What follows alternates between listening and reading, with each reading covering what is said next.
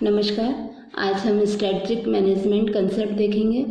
तो strategic management का मतलब ये है कि किस तरह से कोई भी प्लानिंग की जाए।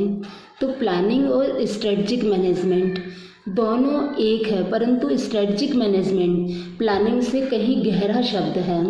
अब देखिए कि इसकी उत्पत्ति ग्रीक भाषा के स्ट्रेजिया से आया है, जिसका संबंध सेना के जनरल द्वारा अपनाई गई रणनीति या स्ट्रेटजी से होता है।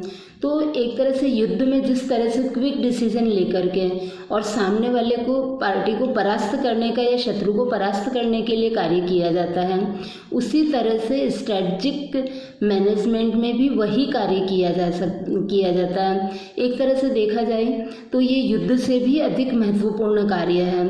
युद्ध में तो आमना सामना होता है, परंतु स्ट्रेटजी के अंतर्गत या व्यावसायिक स्ट्रेटजी के अंतर्गत एक व्यवसाय का जीवित रहना या उसका कंपटीशन में आगे बढ़ना है नहीं बढ़ना, ये निर्भर करता है। तो इसके लिए स्ट्रेटजी बनाई जाती है कि किस तरह से अपना व्यवसाय में कार्य किया जाएगा।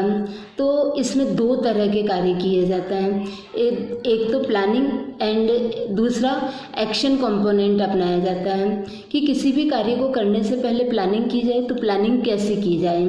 तो प्लानिंग करने के लिए इसमें सबसे पहले उन शब्दों को देखा जाता है कि जिसके द्वारा कार्य किया जाएगा। तो उन सारे शब्दों पर, सारे क्वेश्चंस पर विचार किया जाता है कि काम कब किया जाएगा, कैसे किया जाएगा, किस समय किया जाएगा और उसको किस तरीके से, किन टेक्निक से किया जाएगा, उसको मार्केट में किस तरह से प्रस्तुत किया जाएगा, किस समय प्रस्तुत किया जाएगा। इन सब बातों पर विचार किया जाता है। तो इस तरह से जो स्ट्रेटजिक मैनेजमेंट है उसमें पूरी प्लानिंग की जाती है। और दूसरा जो उसका फैक्टर है कि उसको एक्शन में लाना। तो एक्शन में लाने के लिए कि जो स्ट्रेटजी बनाई गई है उस स्ट्रेटजी को वापस एक्शन में किस तरह से लाया जाए। तो एक्शन में लाने के लिए मतलब उस कार्य को पूरा लागू किस तरह से किया जाए, ये कार्य करना ही स्ट्रेटजिक मैनेजमेंट माना जाएगा मोटे रूप में। तो वर्तमान समय में स्ट्रेटजिक मैनेजमेंट शब्द काफ़ी लोकप्रिय हो चुका है और हर संस्था अपने आप को सफल बनाने के लिए अपनी एक स्ट्रेटजी बनाती है। और इसका संबंध मूलतः चॉइस एंड डायरेक्शन से होता है कि वो किसका चयन करें और किस डायरेक्शन में चले ताकि उसका कार्य ज़्यादा अच्छा हो सके। तो इस तरह से हम कह सकते हैं कि स्ट्रेटजिक मैनेजमेंट एक संगठन के ह्यूमन रिसोर्सेज और फिजिकल रिसोर्सेज, इन दोनों को आपस में जोड़ने का कार्य करती है।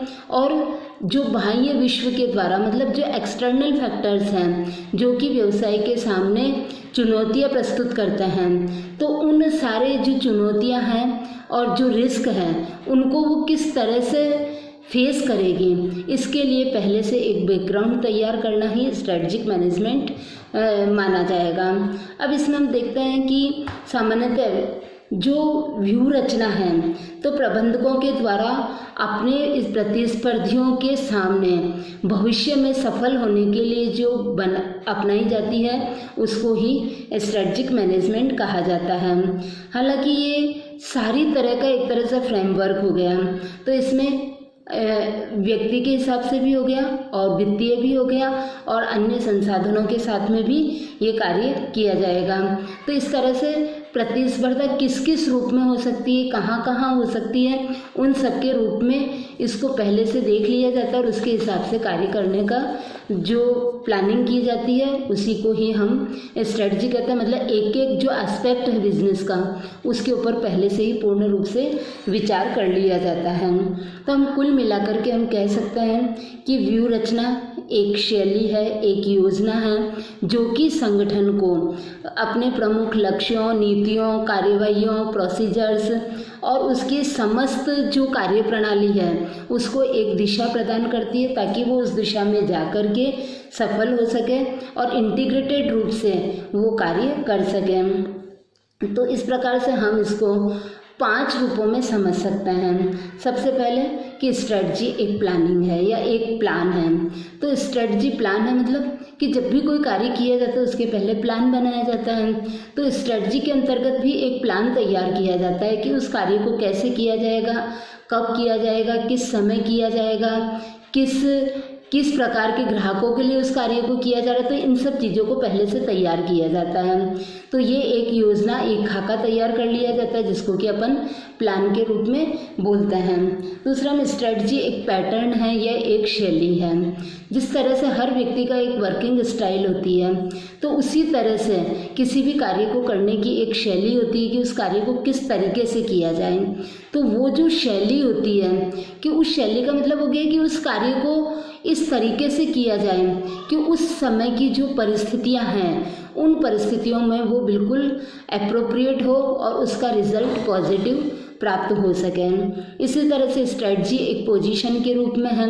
तो पोजीशन में अपन देखते हैं कि अपने सामने दो तरह के एनवायरनमेंट होते हैं, एक इंटरनल एनवायरनमेंट और दूसरा एक्सटर्नल एनवायरनमेंट। तो जो इंटरनल एनवायरनमेंट होता है वो कंट्रोलेबल होता है, परंतु जो एक्सटर्नल एनवायरनमेंट होता है उसके साथ साथ में फर्म को चलना पड़ता है।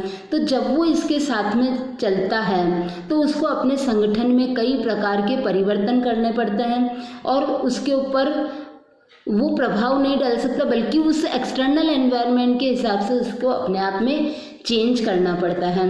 तो इस तरह से हम कह सकते हैं कि एक स्थिति को किस तरह से अपने अनुकूल बनाया जा सके इसकी पूर्व कल्पना करना ही एक स्ट्रेटजी है। इस तरह से एक इसको अपन संभावना बोल सकते हैं कि पर्सपेक्टिव के रूप में कि जब भी संगठन एवं उसके क्रियाकलाप किए जाते हैं तो उन क्रियाकलापों को प्राकृतिक रूप से समझने की एक क्रिया है।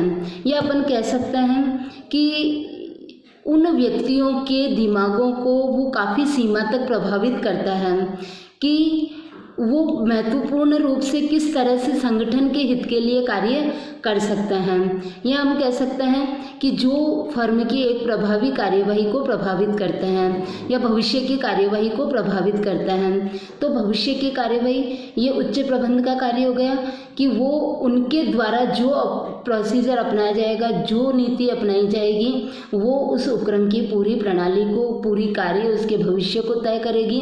तो ये कार्य एक उच्च प्रबंध के द्वारा किया जाने वाला है। इसी तरह से ये एक व्यवसाय के रूप में है। तो अब ये व्यवसाय किस तरह से है कि किसी भी जो प्रतिस्पर्धा की स्थिति है, तो वर्तमान युग तो पूर्णतः प्रतिस्पर्धा का युग है। तो उसमें कोई भी व्यवसाय अपने आप को जीवित कैसे रख पाएगा, तो जीवित रखने के लिए उसे अपने जो पिछले ये जो पॉइंट्स पढ़े हैं इन सब के लिए उसको पूरी योजना बनानी होगी, मतलब अपना एक प्लान बनाना होगा, उसकी एक स्टाइल तय करनी होगी, उसको जो एक्सटर्नल एनवायरनमेंट है उसके हिसाब से अपने आप को सेट करना पड़ेगा। और इस तरह से हम कह सकते हैं इनके हिसाब से वो व्यवसायी अपने आप को सबको सेट करके अपने आप को जीवित रखने का कार्य करेगा। हम देख सकते हैं कि स्ट्रेटजी क्या है, एक तरह से विपणन युद्ध है। विपणन युद्ध मीन्स कि जैसे युद्ध क्षेत्र में जो युद्ध होता है तो वो तो हार और जीत के रूप में होता है, क्योंकि दो देश शत्रु देश होते हैं। तो हालांकि इसमें कोई शत्रु नहीं है, परंतु जो कॉम्पिटिटर्स हैं उनके बीच में ये मारकाट है। तो मारकाट किन्हीं शस्त्रों के द्वारा नहीं की जाती है, कोई परमाणु बम नहीं होता है, कोई टैंक नहीं होता, कुछ भी नहीं होता, परंतु उनकी जो नीतियाँ होती हैं उन नीतियों के द्वारा युद्ध किया जाता है कि किस तरह से अपनी फर्म को आगे बढ़ा लिया जाए और दूसरे फर्म उनसे पीछे छूट जाए और वो प्रतिस्पर्धा में आगे बढ़ जाए या जीत जाए। तो इस तरह से हम कह सकते हैं कि कोई भी जो विपणन या मार्केटिंग युद्ध शुरू होने से पहले अपनाई जाने वाली एक ट्रिक है, एक प्लान है, एक एफर्ट है कि जिसके द्वारा उस प्लान, ट्रिक और एफर्ट के द्वारा वो अपनी स्थिति को हायर बना सकती है और हायर बना करके उस कंपटीशन युद्ध में आगे बढ़ सकती है। तो इस तरह से हम कह सकते हैं कि जो स्ट्रेटजी है वो उस प्रतिस्पर्धा में उस फर्म को आगे बढ़ाने के लिए की जाने वाली एक पूर्व योजना है कि जिससे वो अपने आप को सफल साबित कर सके। Thank you.